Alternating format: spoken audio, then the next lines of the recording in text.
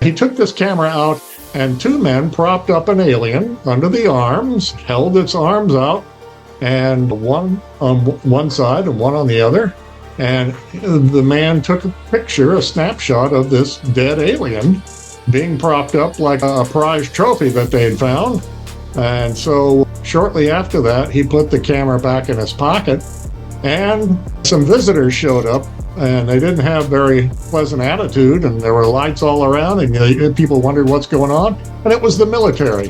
They came in jeeps and trucks, evidently, and told people, put that down, no debris, no samples, no souvenirs, no notes, no photos. We'll take that camera film, thank you. They squelched the story right away. You're not to talk of this. This never happened.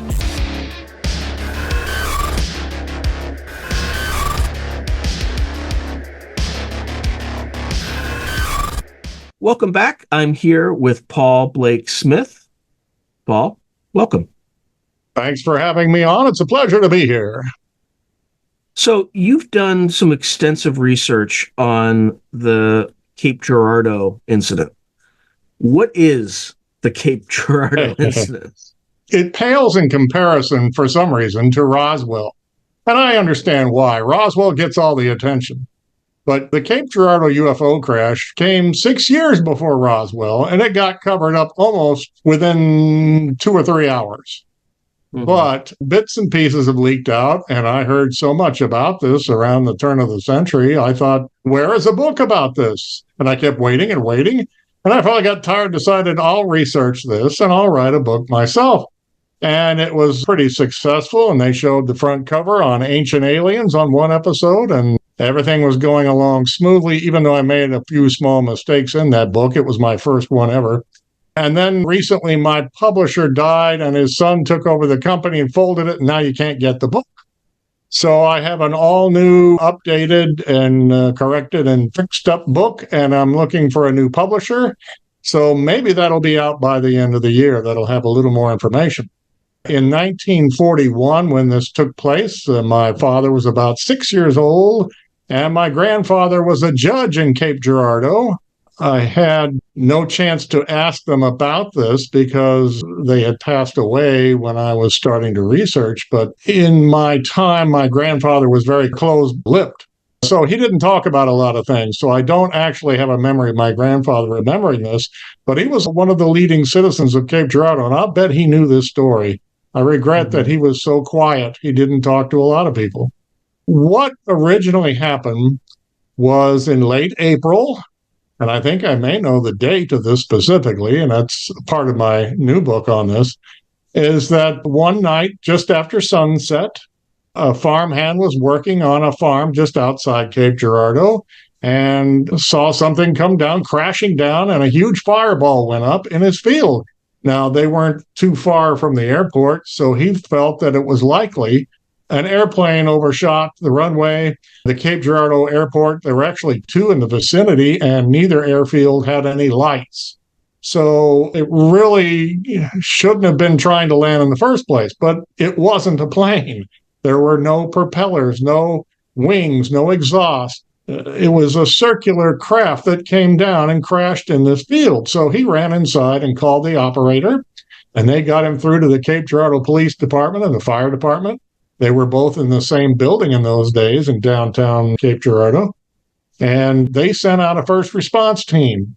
And they must have called some other people, like a doctor or a nurse, and the county sheriff.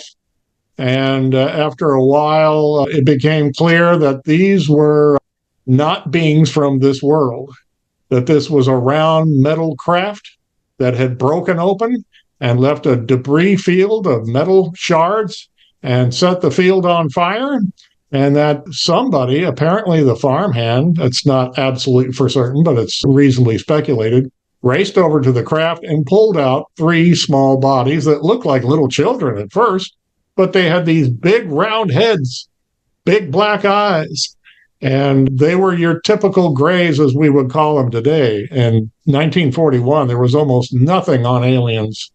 Mm-hmm. There wasn't even the term flying saucer or UFO. This was pre-war. Pearl Harbor would happen like 8 months later. And so President Roosevelt was in charge, and basically you had maybe a comic strip called Buck Rogers in the 21st century, but that was about it for sci-fi.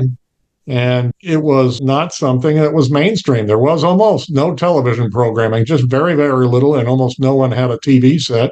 So your entertainment was radio, and it had to have been an enormous shock for everyone who arrived at the scene to see these spindly bodies. They were about 3.5, 4 feet tall at most, with these oversized bulbous heads and 2 tiny dots for nostrils and a little slit for a mouth. No apparent ears. They had silvery gray skin, possibly crinkled up or enmeshed in their flight suits. It was hard to tell, according to an eyewitness later, whether this was a skin-tight outfit or the actual skin that was reacting badly to our oxygen-rich atmosphere here on planet Earth. When the United States and China clash, the world will never be the same, especially when forces beyond reality threaten to intervene. What if the United States went to war with the People's Republic of China? How would these rivals fight for supremacy on land, sea, air, and across the stochastic streams of time? What wonder weapons would be unleashed? What horrors would emerge from the irradiated sludge of the South China Sea? What heroes would rise and forever change the course of history? Tread into the deepest and darkest dimensions of the multiverse, gaze through a kaleidoscope of fractured realities, and bear witness to the disturbing visions of World War III from today's greatest minds in science fiction, fantasy, and horror. Weird World War, China. Available now from Baen Books at baen.com. They were apparently not built to be outside the cockpit of that craft, their vessel. And once they were exposed, and they died on the ground with no apparent visible injuries. Mm-hmm. It's very strange. There was a Christian pastor named Reverend, great, now I'll just say the pastor. I know his name, told it 1,000,000 times. Having a brain cramp. He went to the site, and he reported later to his family what he saw as he got home. He had been sworn to secrecy, but he broke his oath just one time when his family saw how ashen-faced and shook up he was when he got home. They said, "What happened to you? Where have you been?" And he said, "You know that phone call I got tonight after dark? It was someone affiliated with the police department. And he said, we need your help at an apparent plane crash outside of town." So the minister got into a car that arrived minutes later, and they took off about 12 or 13 miles outside of Cape Girardeau, and they could see the farm field on fire and the fire department there. He said the sheriff, the police, there were 1 or 2 photographer newsmen from the local newspaper capturing the scene. Big speed graphic news camera that you would see with a flash going off, and that had to catch their attention too. So the pastor said he went over to the bodies as he was called in to say prayers for the dead and to give spiritual comfort to any victims on the ground. He was, of course, astounded by what he saw. 2 of these alien creatures were dead, lifeless, and the third had his chest barely going up and down. He was respirating, and he expired right in front of him on the ground. The pastor said that he did not touch the bodies, that he made very carefully sure to say his prayers, but from a little bit of a distance, not knowing anything about these creatures. It had to have been such a shock that he might have thought they were demons. If you're a Christian minister and you've been taught about so-called devils and tools of the devil or demons, that might have been his reaction. So he said there was a photographer who was nearby who had maybe his fill of big flash cameras, and he pulled out a small pocket-sized brownie camera. And no one knows to this day who this man was, but he was a newsman for the paper, and we all suspect it was a man named Garland Fronebarger, who is distantly related to my family. And one day my aunt was in the family home, and Garland Fronebarger was there. And he says, "You know what I recommend you use? A brownie camera." And, he described exactly what was in this story. But anyway, he took this camera out, and 2 men propped up an alien under the arms, held its arms out, and one on one side and one on the other. And the man took a picture, a snapshot of this dead alien being propped up like a prize trophy that they had found. And so shortly after that, he put the camera back in his pocket, and some visitors showed up, and they didn't have very pleasant attitude, and there were lights all around, and people wondered what's going on. And it was the military. They came in jeeps and trucks, evidently, and told people, put that down, no debris, no samples, no souvenirs, no notes, no photos. We'll take that camera film, thank you. They squelched the story right away. You're not to talk of this. This never happened. It's a matter of national security, according to what the Reverend Huffman, I remember his name now, Guy Huffman, and William Guy Huffman. He said that the cameraman did not hand over his little brownie camera, kept it in his pocket. And about 2 weeks after the crash, the cameraman showed up at Reverend Huffman's door with a little souvenir that he did keep.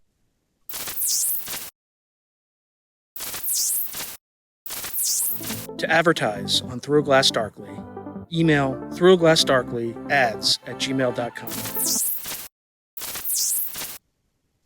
He had made copies of this brownie camera photograph of the alien being propped up.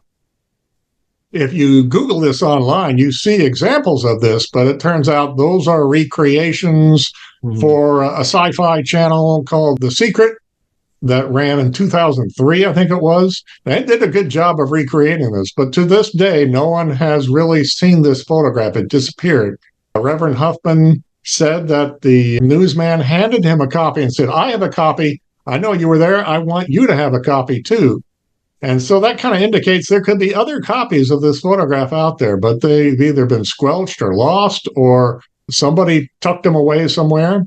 I'd love to go through the newsman's former home and check his attic, his crawl space, his basement, run a metal detector over his backyard and see if he buried a few in a strong box or something, but that's private property.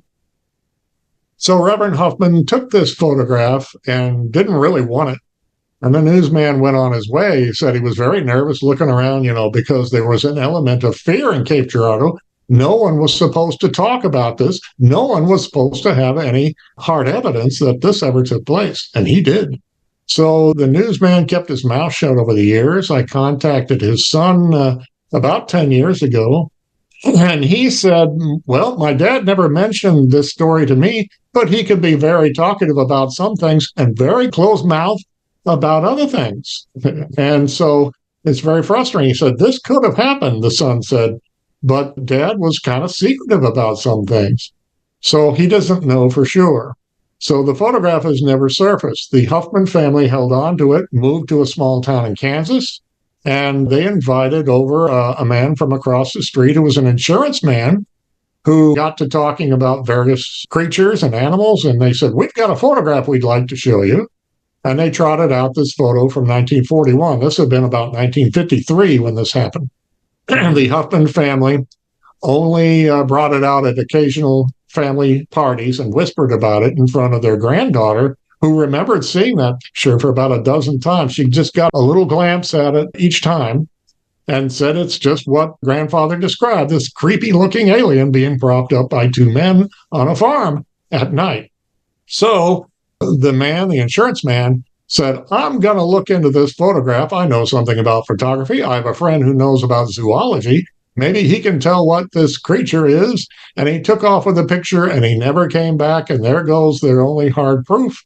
It turns out the man had some training and background in intelligence, Army intelligence during the war. Yep. And that he probably got a hold of this, contacted his superiors, and they said, not only should you take that photo, but get out of town, and he did. So the man just took off, and they never saw him again. So there goes that end of the story, and other possible hard proof has never really surfaced, and the news story was squelched. It was not allowed to be printed in the paper. That's where I may have found something to help prove the date on this. Mm-hmm. In going to the Southeast Missourian, that's the newspaper of Cape Girardeau then, and still to this day, I found a story from, I think it was April 25th. I think it was a Friday morning. And it said, earlier this morning, the paper came out in the afternoon, from Friday, April 25th, there was this giant, noisy bomber airplane that was suddenly flying over the city over and over like they were looking around. And local citizens wondered, are we going to get bombed? And what's this all about? So that's an indication that the Army Air Force took out their most expensive aircraft and sent it over the city. I found out in doing some research, aerial bombers had great bomb sights and cameras, and they would visually look down below. They had the latest technology. They were very expensive planes. About a week later, the Missourian ran another story and said, well, a pilot came to town and said he was in that airplane 1 week earlier, and they were just doing a routine training exercise. They took off from what we call Wright-Patterson Air Force Base in Ohio. That sounds familiar, huh?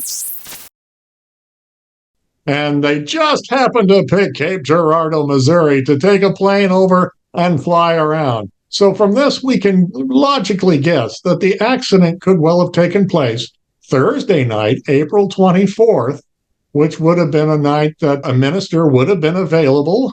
In my research, I found out that Reverend Huffman lived right across the street from the Cape Girardeau Justice of the Peace, a man associated with the police department, but not quite of him. So he probably looked out his window, noticed Reverend Huffman was around, and thought very highly of him. He was a member of the church and decided we need some spiritual comfort and guidance, so I'll just ask my friend across the street to go with me.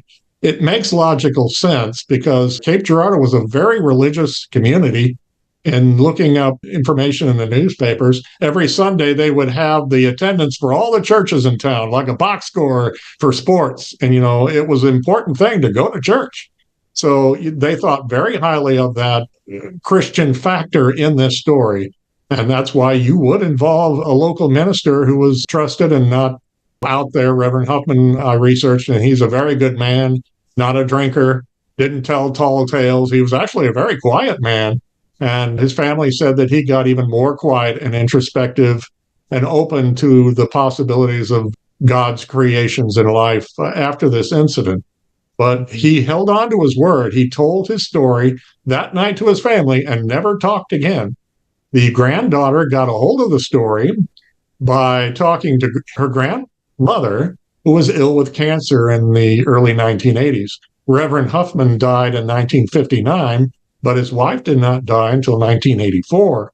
And she reluctantly told the granddaughter about that photograph you saw and about the crash, and gave her most of the story. I think she may have kept some things to herself. It's so explosive. She didn't want anyone talking about it. It was clear that they could well have been threatened. They were frightened. They didn't want to talk about this thing. Even in the 1980s, they're still protective, but she finally broke down.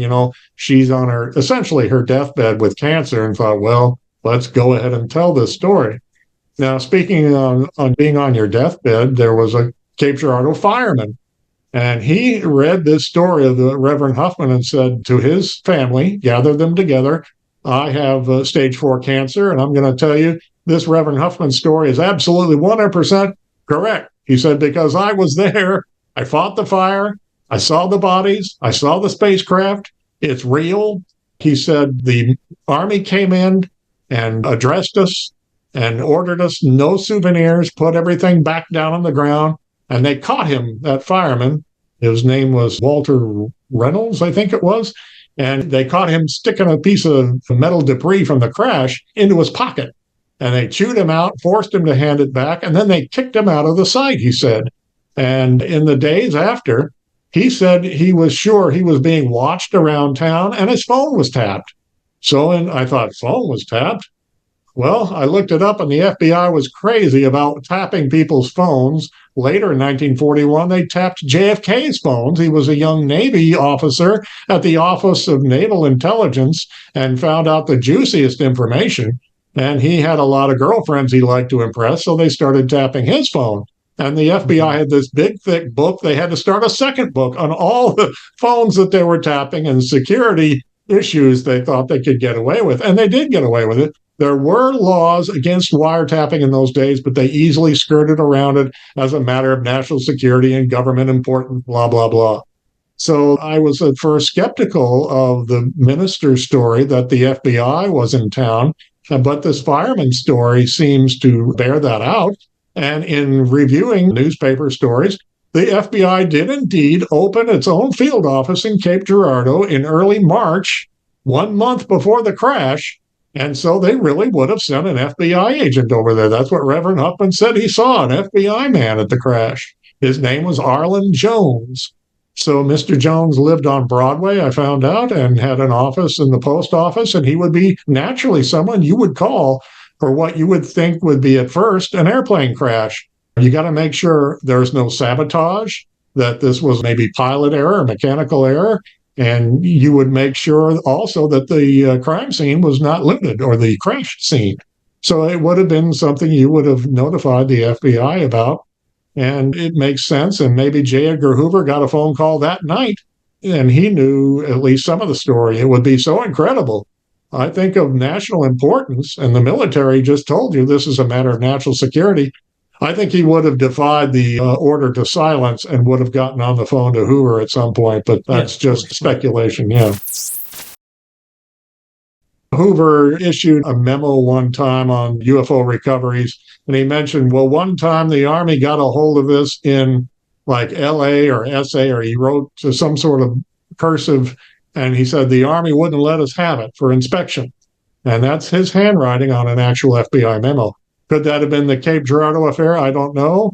It might be Roswell or something, but that's an example of the Army knew, Army intelligence knew at the time in 41 and 47. And when you hear stories of Roswell, you hear that the Army intelligence and Air Force moved in right away. Not people from the base so much. They were originally investigating, but outside people came in. And they seemed to know what to do, crating up things and handling the bodies. Well, I'm thinking they had a template in the Cape Girardeau affair 6 years earlier, and this might have been an intelligence unit that knew precisely how to handle this and keep it covered up, threaten people if you have to, shut them up, bribe them, push them around. The rancher in Roswell said he was browbeaten and kept away from his family for like 2 or 3 days and had to retract his story of seeing a crashed disc on his land. So that's another example of how they would cover this up. And in 47 and 41, you did what your government told you. And then he showed up in town with a new truck, too. That's the other yeah, just a coincidence. I hope he enjoys that, because he got some sort of reward out of it. And a number of his family said that he did talk about, it was not of this world in the Roswell event. So I don't know who got a new truck in Cape Girardeau, but I do know the story was effectively squelched. You wanted to do the patriotic right thing. And an FBI agent apparently was there swearing you on an oath of secrecy, if not the military as well.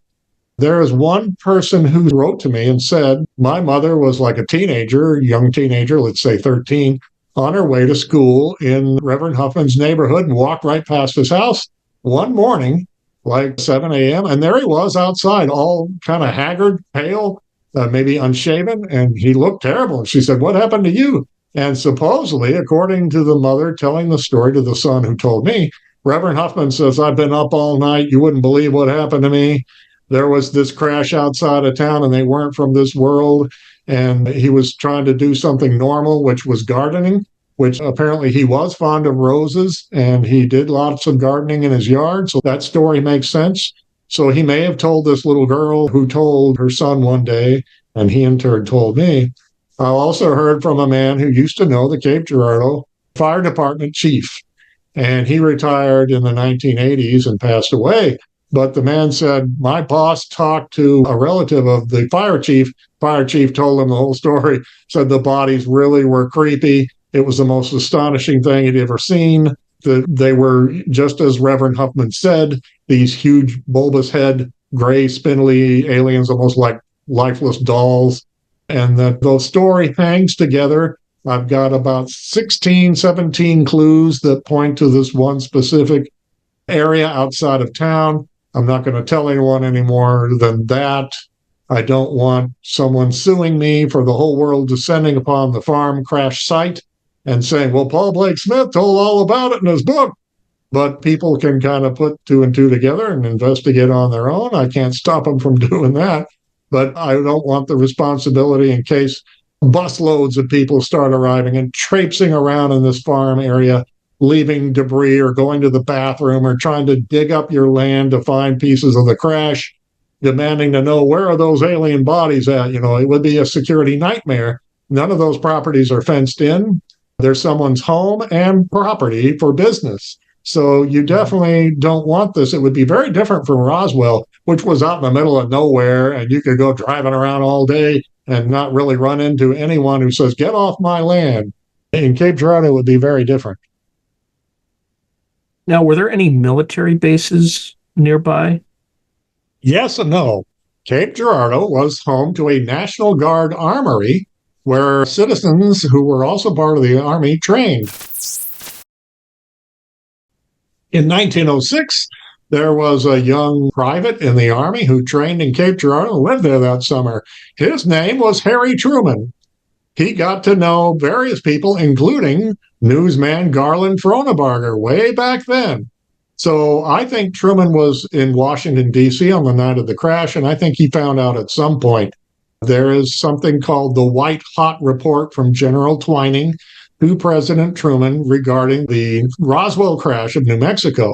And in it, they make a couple of references to the Missouri discovery of 1941 in this report for Truman, and he signed it and read it. It seems pretty obvious. They didn't stop to explain what's the 1941 Missouri discovery. He already long since knew that and knew that they could make references to this that he would understand. Truman was still technically in the Army Reserve when he was a senator in 1941. And beyond that, he knew a lot of secrets from being the Grand Master Freemason of the state of Missouri. And he had been in Cape Girardeau in November of 1940, just a few months before the crash. So he knew people in Cape, and he knew Cape Girardeau well from having lived there. And so he was well connected and even knew the newsman who went to that site. And he knew the newspaper owner and publisher, too, quite well, and visited him. He came to Cape Girardeau after his presidency twice. And according to news articles, he led the publisher into his office in Cape Girardeau and shut the door, and no newsmen were allowed to cover it. No one else, no outsiders. They had something very, very private to discuss. And so we can kind of speculate reasonably they were talking about the so-called MO41, which simply is my code for Missouri 1941, that it happened well before Roswell in 47. So there are many clues, many pieces of circumstantial evidence that all fit together, and I think I can make a pretty darn good case that this really did happen. It's not a fantasy. I certainly don't like making things up or people who do make things up. I want cold, hard facts. So I put together that first book, and now I've got it revised and updated, and I hope I can get it out later and talk about even more, not direct clues, but slightly roundabout or circumstantial evidence. Now, did you say the bodies were allegedly taken to, because at the time it's what, is it Wright-Patterson or Patterson Airfield at the time? Right. I should mention that Sikeston, Missouri, about 35 miles south, had an Army training school for pilots. This was about as close to Cape Girardeau as an actual working military base as you could get. Mm-hmm. The head of this unit had a vice president or underling, let's put it that way, named Shoddy. That was his last name, Benjamin Shoddy. He was the brother of the Cape County Sheriff. So you can see the Cape County Sheriff used to live in Sikeston, knew all about the training program, knew that his brother lived there, and that this would be of interest to the Army Air Corps. So you can see where the sheriff got on the phone right away, called his brother, and that's how they galvanized a military force to drive up 35 miles to Cape Girardeau to the crash site and take over after a few hours that night. And that's, again, reasonable speculation. No one has ever clearly identified it was this Sikeston training program, but, everything fits together. And so a UFO investigator in the 90s got a hold of Sheriff Shoddy and Benjamin Shoddy's brother, Clarence, who said, oh, yeah, they told me about this spaceship crash long ago, but I didn't believe them. Now, he confirms that he was told, and he maybe thought it was a joke. So there's another piece of the story that the Shoddy family in law enforcement and the Army aerial training program were the logical ones to go to the crash and were apparently seen there. It's something that holds together. The head of the Sykeston Air Corps training program had come directly from Washington, and the new people from the defense, in those days, it was the War Department that was in charge of the Army. There was no Pentagon, no CIA, and you reported to the Secretary of War, actually, and the Secretary of State, and General George Marshall was chief of staff, who was very close to FDR. Now, you can look up President Roosevelt's digitized presidential records, as I did, and you find out on the night of April 24th, he was home in the White House. I think he was screening a movie, and there would have been plenty of time for him to place calls before, during, and after the movie, and then go up to his private quarters in the upstairs where he had 2 telephones and place more phone calls to handle this situation in private.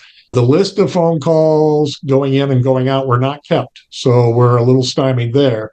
But it does make sense that he could have handled this issue and given directives that were passed down to people who called up Cape Girardeau and the Sykeston training program and told them, you cover this up fast, don't let anyone know, swear people to secrecy.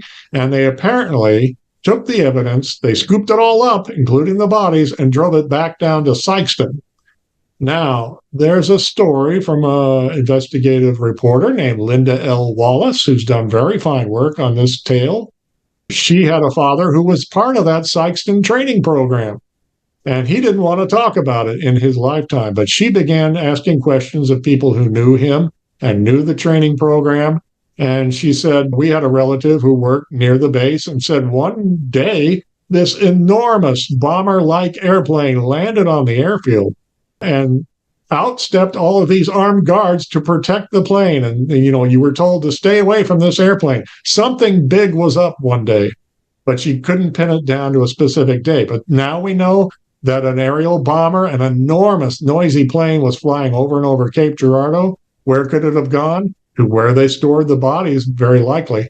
I'm thinking they were even wondering, is there another crash site? Is there more debris around town? So they had to get up in a plane with the best sights to focus downward, even visually just looking out the window. And then when that mission was accomplished around 9:30 a.m. in the morning, they flew to Sykeston and took over the command of the body and the debris. This is my conjecture, but it all fits. I don't think that stuff stayed in Sykeston very long. I think they flew it back to Wright-Patterson, maybe Washington, D.C., and that's where we get into some more juicy stuff. All right, so they get to Washington. So they remove the bodies and the debris. Then right. What? Then you think, well, where did they take it? Again, no Pentagon and no CIA. And what do? You store this and you're afraid, I'm sure, that these creatures are going to come back and say, you got our bodies, our deceased, and our craft, we want them back. So that had to have been a general atmosphere of fear amongst FDR and his immediate circle of advisors. So there's a story of an Ohio pastor who was the cousin of Cordell Hull, Reverend Hamilton Turner Holt. He was invited to Washington, D.C. by Turner Holt, and they met outside the Capitol building. And Turner Holt was sworn to secrecy about what you're about to see. And he said, okay, I won't talk about it. So Secretary of State Hull led him down many stories below the Capitol, and there are like 7 or 8 stories down below, lots of storage space. And he said, where are we going? And they said, just a little further. They went down this hall, opened up this room to a storeroom, and there was a crashed silver disc that had been cut up in sections, a box of silver debris, and 3 dead aliens in 3 glass jars, Reverend Holt said. He told his daughters later in life this story, and they remembered as they got older, before they passed away, they told on camera that our father said 3 glass jars with 3 dead bodies of bulbous-headed aliens, big black eyes, gray spindly bodies. It all fits together that our Freemason president, Franklin Roosevelt, would have ordered it below the Capitol building for storage because Freemasons revere the Capitol. It was created apparently by Freemasons, and they have a lot of Freemasons who work there. And they have Freemason plaques on the building here and there. President Washington attended to the creation of the Capitol building and helped dig the foundation in his Masonic plaque and trowel. And it was a big thing for Freemasons. When I look at Freemason literature, the Capitol building's right there on the cover. And so we know Harry Truman was a key influential Grand Master Freemason in the state of Missouri. Franklin Roosevelt just happened to pick Harry Truman among all others for the next presidential ticket in 44. Coincidence? I don't think so. I think Harry had the scoop on everything that had happened in his hometown or home state of Cape Girardeau, Missouri. So that could have given him some inside leverage. And they would have taken the bodies somewhere where they would have been safe, protected by armed guards, D.C. Capitol Police, who probably knew nothing about it, but they were on patrol in that building.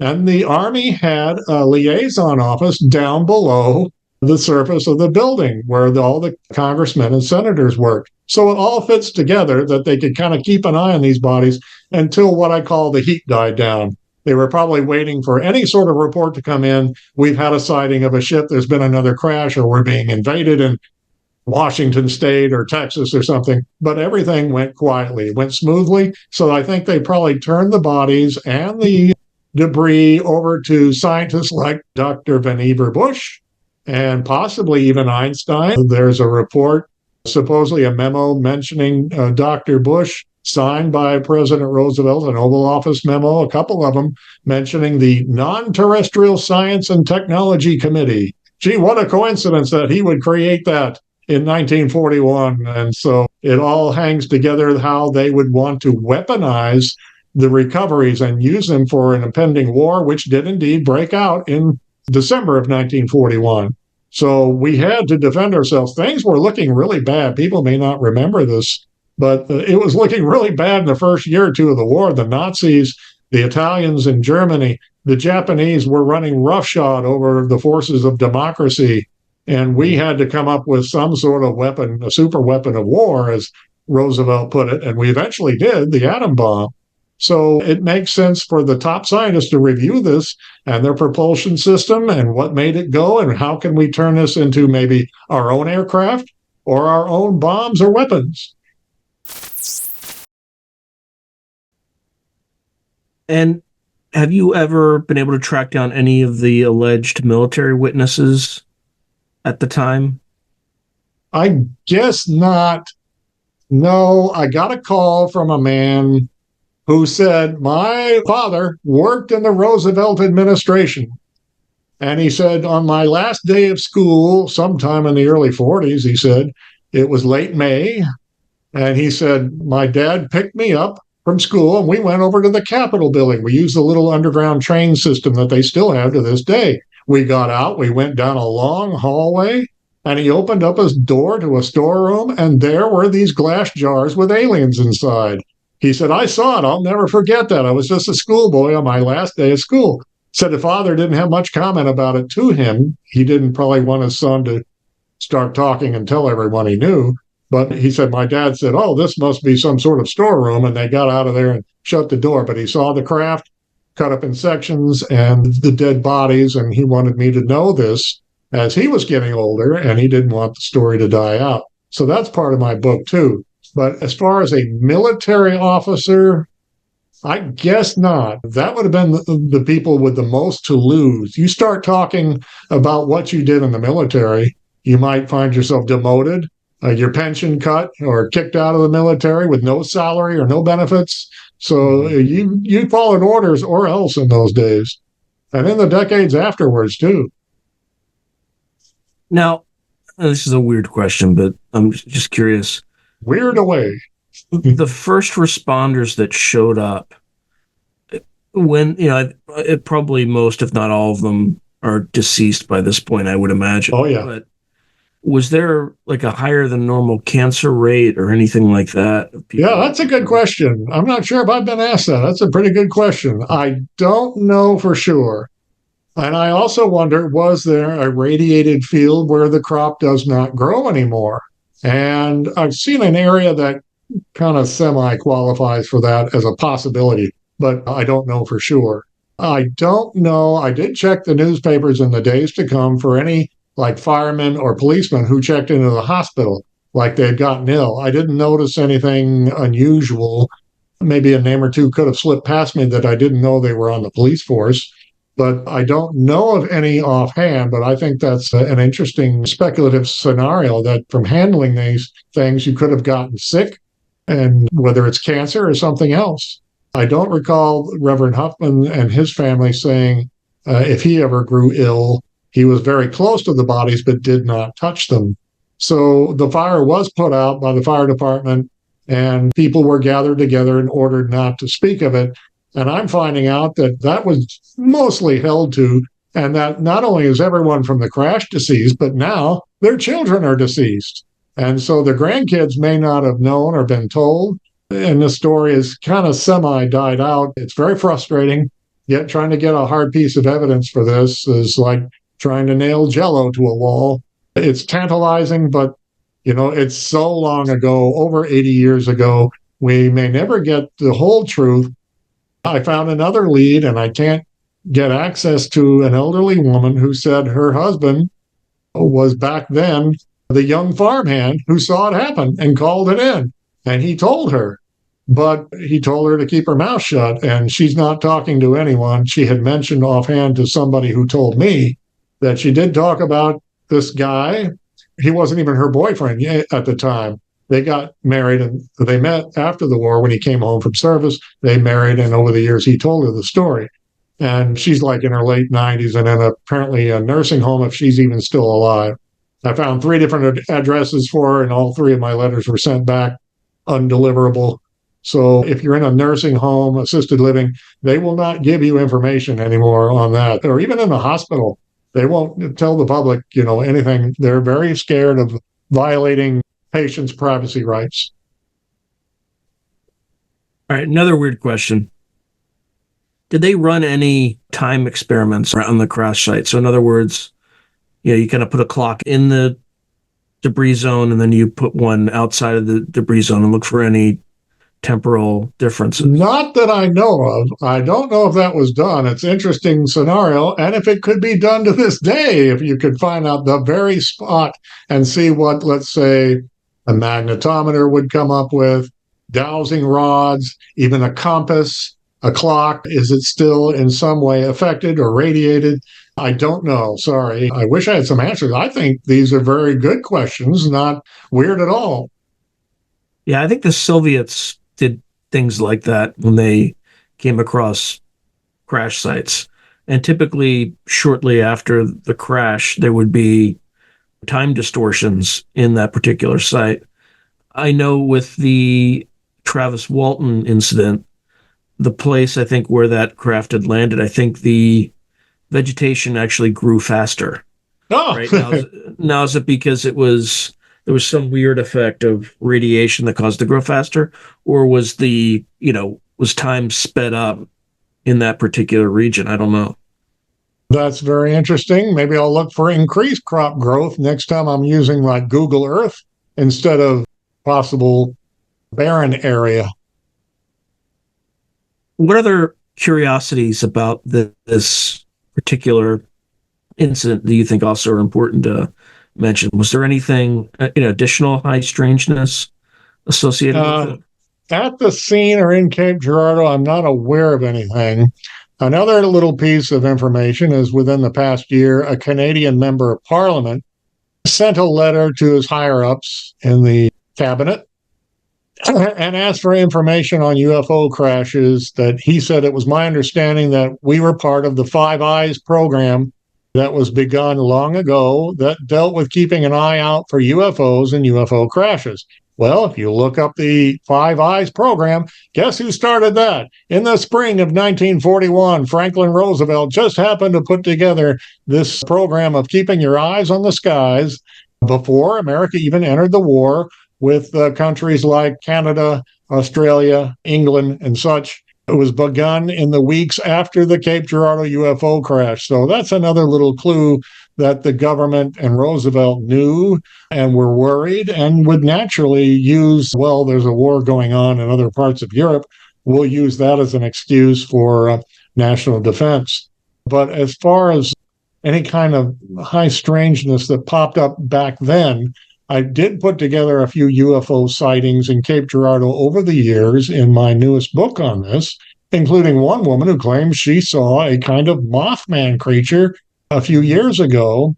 A number of people have seen UFOs out in the countryside in the Cape area or southeast Missouri, daylight discs or orbs, stuff like this. One woman told me I was sitting on the front porch of our farm property and I saw this strange ball of light come across the land and stop about where this crash is alleged to have occurred.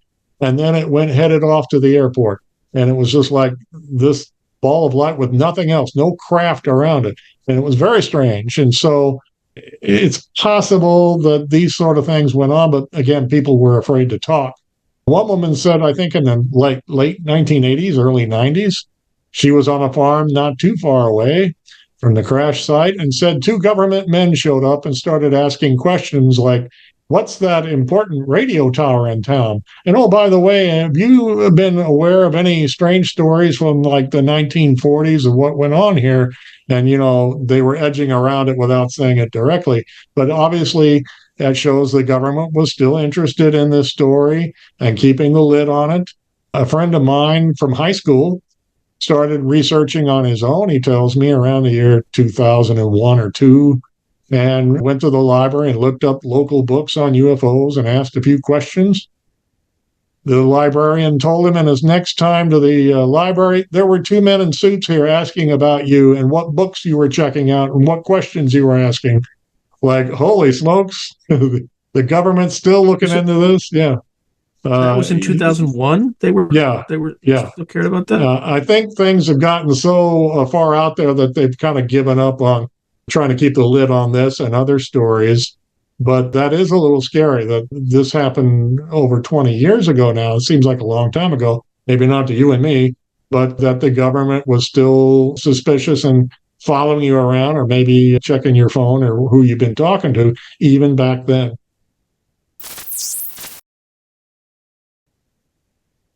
Any final words for the audience on this case? I would appreciate any more information you might have if it's real and serious. If you've got a diary or a photograph or someone's family memory, you can send it to me or you can send it to my kind of crummy website at mo41.info, and you can send it to me in an email. You can send it to my Facebook page, Cape Girardeau's 1941 UFO Crash, America's First, or my Paul Blake Smith authors page on Facebook. I'm also on Twitter and Instagram and LinkedIn, and I'm trying to put together the story as best I can. If you have something, I get so many people who said, oh, my grandparents used to talk about this story in front of me when I was a kid. Why didn't I pay more attention to them? They said there was some sort of spaceship crash, and I didn't take them seriously. My stepmother said she heard the story in the 1960s while she was going to high school. So that lends more credence to it that it really went viral when this Reverend Huffman's granddaughter produced a letter about it and sent it to a UFO investigator. Stanton Friedman showed up in Cape, Ryan Wood, Linda Moulton Howe looked into it, and they all believe that this story is quite real, quite serious, and that maybe someday we'll get more information on it. So if you do have any info and you want to send it anonymously, don't put your name on it. That's fine too. But don't clown around or put some joke thing together. I'll be able to tell. But if you want to remain anonymous, you can still send me any evidence you might have, even if it's debris. Not sure what the government would do to me if I received it, but so far, no crash debris has come in over my transom. All right. Well, thank you very much, Paul. It was an absolute pleasure. And folks, if you definitely know anything about the Cape Girardeau crash, please reach out to Paul. If you enjoyed today's video, please hit like and subscribe, and also hit the notification button so you can be notified whenever I post new content. Thank you. Now, if you're enjoying the channel and you want to support it, there are several things you can do. In fact, there are 5 things you can do. The first thing you can do is just buy my books. I got plenty of books out in the market right now, and I would prefer that folks buy a book rather than giving me direct support because they get something out of it. They get a real tangible product. The second way you can support me is by becoming a member on YouTube or becoming a patron on Patreon. And just go to either site and it'll explain everything.